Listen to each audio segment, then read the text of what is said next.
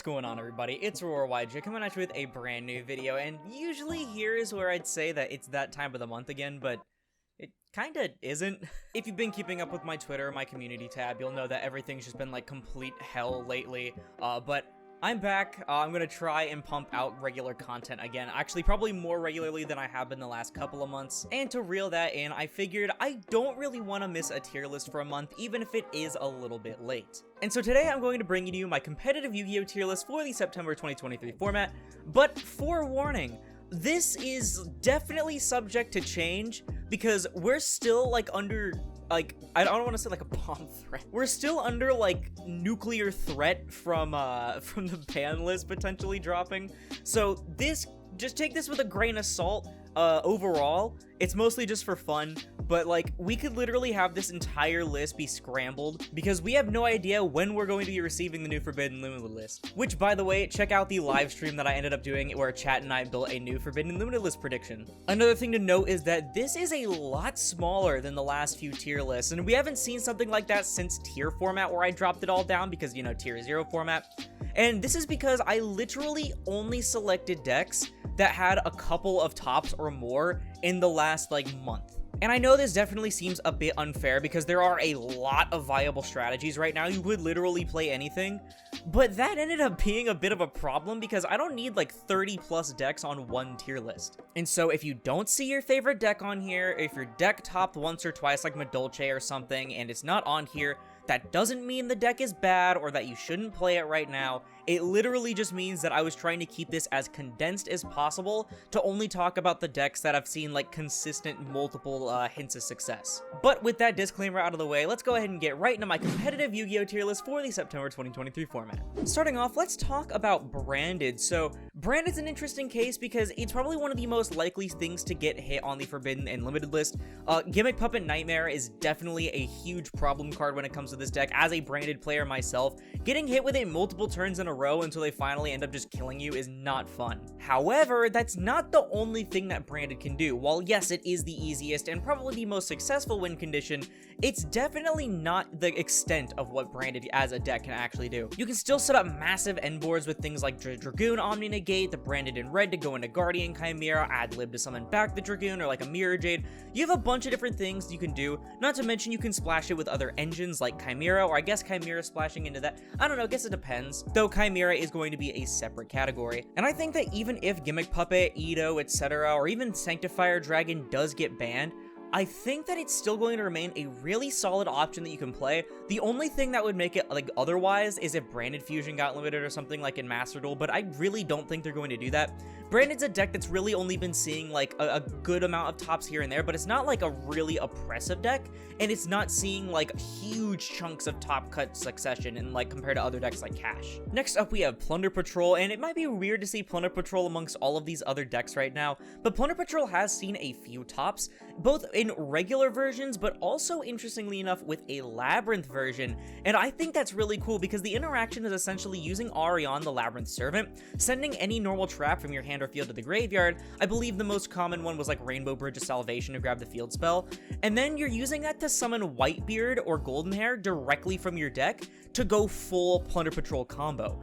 I think that's really, really cool, even if it is a bit fragile, but I think it sets up a lot of different plays. Like, if you summon Whitebeard, you literally have the full Yord combo into, like, the list and everything. I believe it ended up just entirely winning one regional event, correct me if I'm wrong, and it definitely topped, like, one or two others, and I'm going to put it in the Rogue category for now because it's definitely not something that's going to be dominating the top tables, but I think it's a really creative and ingenuitive way to play the deck, especially with, like, the Labyrinth stuff at least, and it's cool to see a deck revolving so hard around the graveyard still be able to play in such a shifter and a Rise Heart focused format. Now let's talk about the elephant in the room. Y'all didn't believe me when I said Unchained was going to be a viable contender, and this deck exceeded everyone's expectations, including mine, because Unchained has been taking the top tables by storm. Even at the Team YCS in South America, which usually isn't very taken seriously considering it is both a South American event and a Team YCS, Unchained still took up a majority of the top 8 breakdown, which was actually kind of crazy, and it's been seeing a huge chunk of top cut at so many different regional events as well. I think Unchained is definitely a deck that does need to be prepared a bit more for in order to actually stop it.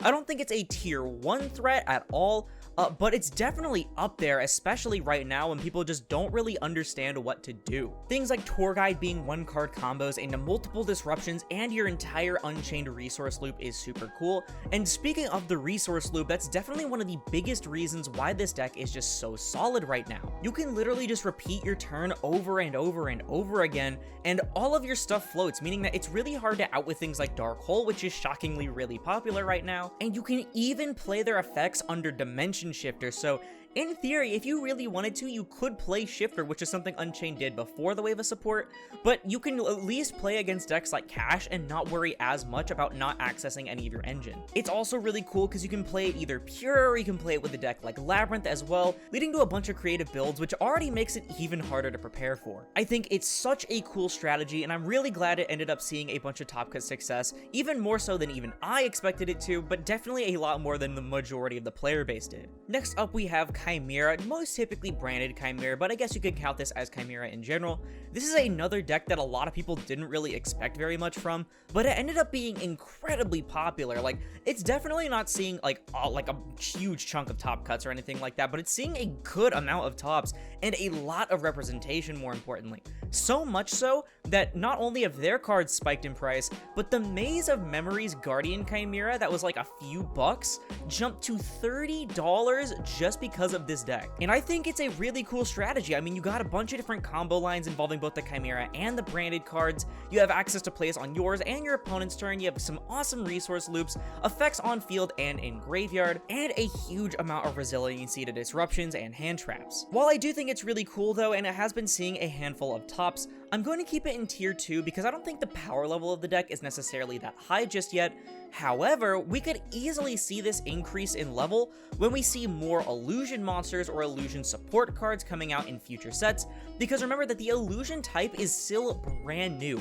We have one set worth of illusion monsters that we could end up seeing a huge spike in support cards similar to Cybers, with things like Signet Mining, but for something like Chimera. And that's not even mentioning that we're going to end up seeing more illusion archetypes that could also splash with it as well, most likely. So the TLDR is that the deck is already pretty damn solid, but it's going to only get even better, so it could easily move up from tier 2 to even greater heights in the future. Next up on our list is Floowandereeze, and Floowandereeze has been seeing a few tops here and there.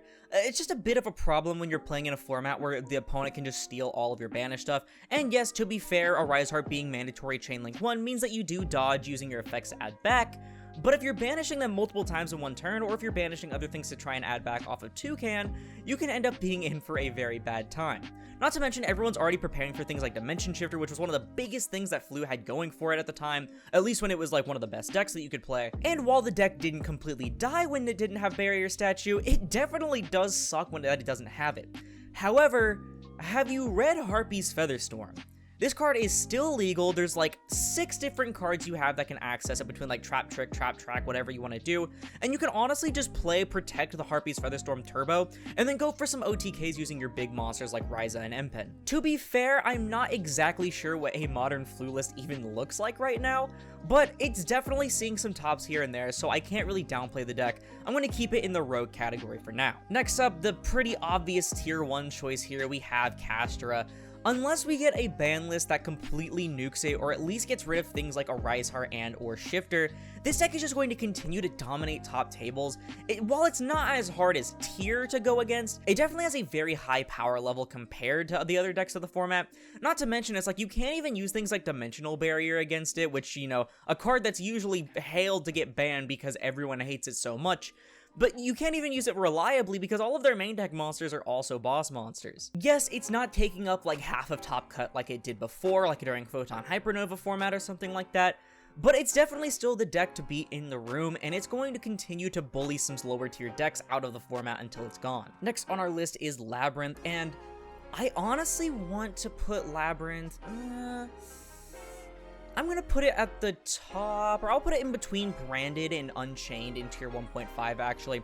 Labyrinth hasn't been seeing like a huge amount of tops, or probably not as much as something like Unchained, but Labyrinth is still one of the main decks that you kind of have to be prepared for unless you want to get stomped, because while yes, currently, until it gets Aureus and Age of Overlord, it definitely almost needs to win the die roll in order to actually win the game. It still has access to so many power 1-ofs like Eradicator, Dimensional Barrier, and other things like that it can just completely blow out so many games. Not to mention furniture builds are becoming so much more popular that they can even set up on your turn even if you do win the die roll. And while the deck definitely does have a lot more to talk about once Age of Overlord does come, because just how strong Aureus is for the deck and transaction rollback as well, it's still going to remain one of the best trap decks, if not the best trap deck in the history of Yu-Gi-Oh! Next on our list is Mannadium, and y'all, Hot Red Dragon Archfiend King Calamity is still legal, and even ignoring that, Mannadium still needs 2 or more hand traps to be used against it to even stop it from doing things like multiple hand ripping you and setting up a bunch of different negates, including Omnis like Baron and the Mannadium counter trap.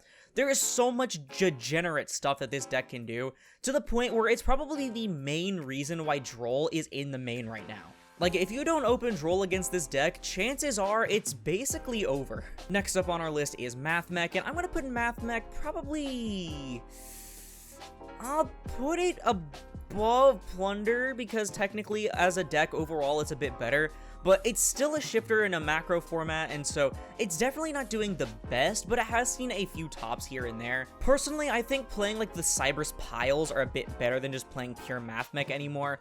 Even if you do have things like Prosperity to dig for your circular and stuff, I really think that you'd be better off going into other engines like the Adignister engine to actually get access to your circular by going into the Allen version first. Next on our list is Purrely, and I'm gonna be completely honest, I know that Purrely is definitely one of the best decks, like, right now to play, but I actually haven't seen, like, any actual Purrely gameplay since the last, not since the last ban list, I guess, but I guess I'll say since Cyberstorm Access when it got the new cards. I know that the new Purrely Noir, like the small Noir, is actually really good though, and while it does make the deck a bit more like generically good instead of setting up super creative end boards, it's still setting up a good amount of disruptions as a really good resource loop. It can play around Droll in the draw phase and stuff. It can play around a bunch of things in the draw phase actually, and it just generates so much advantage, not to mention that the big Noir being a tower just makes a lot of decks unable to out it, especially because there's too many decks to side things like Xyz Encore reliably right now. I just know the TLDR is that a lot of people really want Sleepy Memory gone. Next on our list is Spright, and I'm gonna be honest, Spright isn't even really doing that hot right now. So while Spright is definitely still pretty good, at least the other decks that play with a Spright engine, pure Spright hasn't really been a thing for a little while. You can still play Runic Spright, the Live Twin stuff, the For Hire stuff, usually all of those involve Runic as well. But you can still play a bunch of different Spright builds and see a lot of success, but Spright as a deck has taken a bit of a backseat in the format. It's only seeing a few different tops here and there because there's just so many other decks that you can play more reliably that don't lock you into such a very specific card pool. Not to mention, while Droll doesn't always shut the deck down exactly, you can still do things like Ibly Lock most of the time. You're definitely going to get hurt pretty bad when you can't access your things like Blue, Jet, etc. Next up we have Rescue Ace, and Rescue Ace has actually been making a name for itself. It's been seeing a decent amount of tops lately. The main thing with Rescue Ace, though, is that it's still a deck that has so many different choke points, y'all. I mean, like, you could Ash the Emergency, I think that's the one it is. Yeah, Emergency, the one that basically gets you the Hydrant or the Turbulence directly from your deck. Like, if you Ash that, a lot of the time they end up struggling a little bit. Or if especially you Imperm or Veiler the Turbulence, the one that sets 4, they kind of just don't end on very much except for maybe a Book of Moon with the Preventer. They can do some pretty cool stuff, don't get me wrong, but I think the deck is still a little bit too clunky and a little bit too fragile for it to go any higher than tier 2 until it gets maybe some more support in a future wave. Next on the list is Dragonlink. Dragonlink's also been doing pretty good.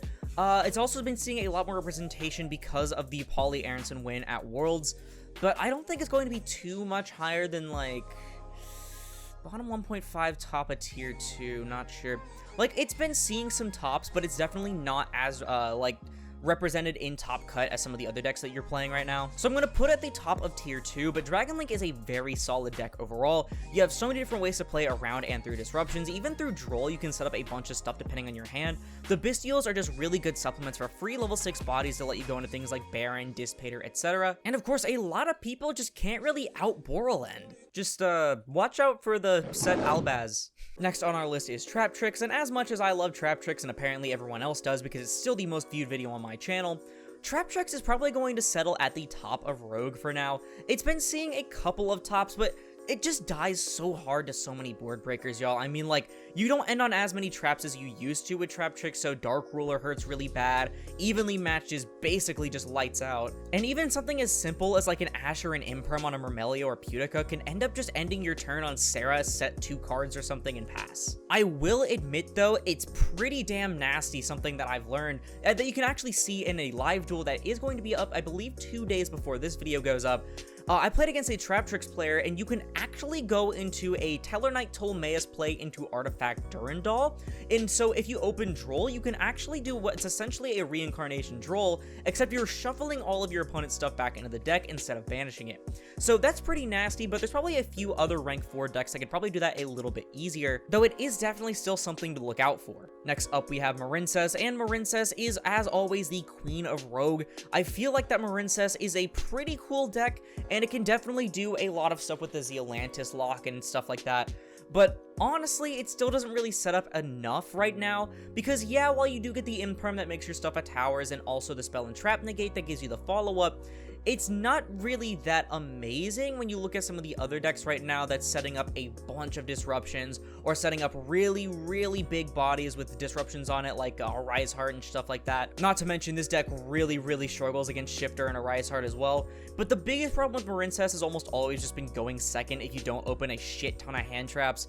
And so I'm really going to keep it at the top of Rogue. It's only been seeing a few different tops. There's a lot of other decks that are seeing more success than it right now. But I do have a lot of high hopes for the upcoming water support we're going to be getting, because the Fire King structure deck's finally been fully revealed. So we're finally going to get the Atlantean stuff revealed eventually. Not to mention, we're probably going to end up finally getting the Area Charmer, the one that along the lines of the Win, the Asa, and I believe Hida are all out right now. So that could end up being really cool depending on what it does. Next up on our list is Plantlink, and Plantlink shockingly hasn't been doing very much right now. A lot of people had high hopes for this deck and started playing it. I saw a lot of representation after Jessica piloted it in the European Championship, but it kind of just fizzled out overall. I mean, like, it's only seeing a couple of tops. I think it's mainly because the deck is just really hard to play, and it requires like a lot of actual sit down time to learn the deck, as opposed to being something like, oh, this deck's cool, I'm gonna pick it up and take it to an event. And it's even funnier because so many people are asking for Plantlink kits. Like, people are saying, oh, Losi to 1 or Jasmine to 1 or something like that. Like,